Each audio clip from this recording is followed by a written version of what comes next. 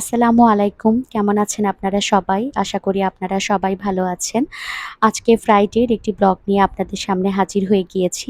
আশা করি আপনাদের ভালো লাগবে। মাসাফের বাবার আজকে অফ ডে, যার কারণে ও বাজারে গিয়েছিল। বাজার থেকে আমাদের জন্য কিছু মাছ কিনে নিয়ে এসেছিল। এখানে একটা পাঙ্গাস মাছ আছে, আর পাবদা মাছ এনেছিল, আর একটা কার্ফু মাছ এনেছিল। কার্ফু মাছটা পেট ভর্তি শুধু ডিমই ছিল। অনেক ডিম হয়েছিল কার্ফু মাছটাতে। আর কিছু শিং মাছ নিয়ে এসেছিল। তো আমি মাছগুলোকে খালাকে দিয়ে কাটিয়ে নিয়েছি। আসলে আমি মাছ কাটাতে খুব একটা এক্সপার্ট না, যার কারণে বাসায় মাছ আনলে খালাই কাটে। আর এখানে কিছু চিংড়ি মাছ আছে। এখানে মুরগি নিয়ে এসেছিল মাসাফের বাবা, ফার্মের মুরগি আর কক মুরগি মিক্সড ছিল এখানে। আর কিছু সবজি বাজার প্লাস হচ্ছে কিছু শুকনা বাজার সবকিছুই আনা হয়েছে। শুকনা বাজারগুলো স্বপ্ন সুপার শপ থেকে এনেছে ও। তো ব্যাগ থেকে বের করছে ও বাজারগুলো। আমি আপনাদের সাথে শেয়ার করছি কি, কি বাজার করা হয়েছে।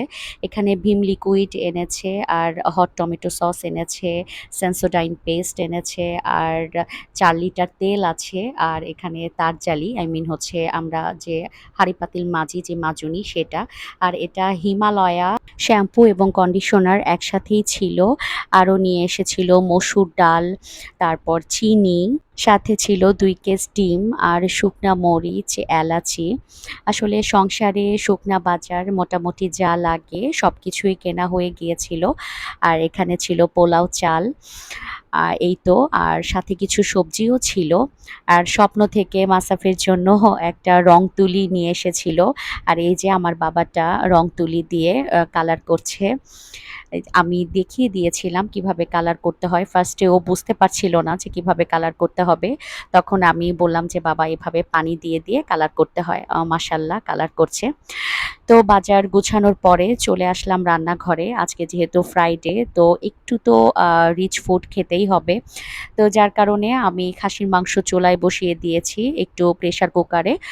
ভালো করে কষিয়ে গরম পানি দিয়ে এখন আমি ঢাকনা দিয়ে ঢেকে দিব সিদ্ধ হওয়ার জন্য। আর এখানে আরেকটা চুলায় আমি হচ্ছে পোলাওটা রান্না করে নিচ্ছি।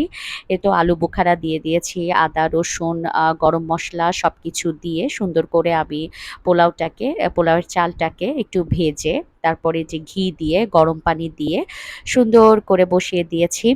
আসলে ওইভাবে পোলাও অথবা খাসির মাংস এভাবে এক্সপ্লেইন করে রেসিপি দেখানোর কিছুই নাই, কারণ আপনারা সবাই আমার থেকে অনেক ভালো রান্না পারেন এটা আমি জানি।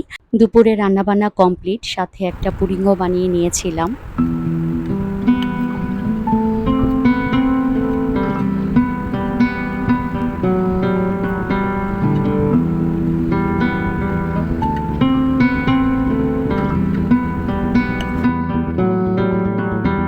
আলহামদুলিল্লাহ আমরা অনেক সুন্দরভাবে দিনটিকে কাটিয়েছি।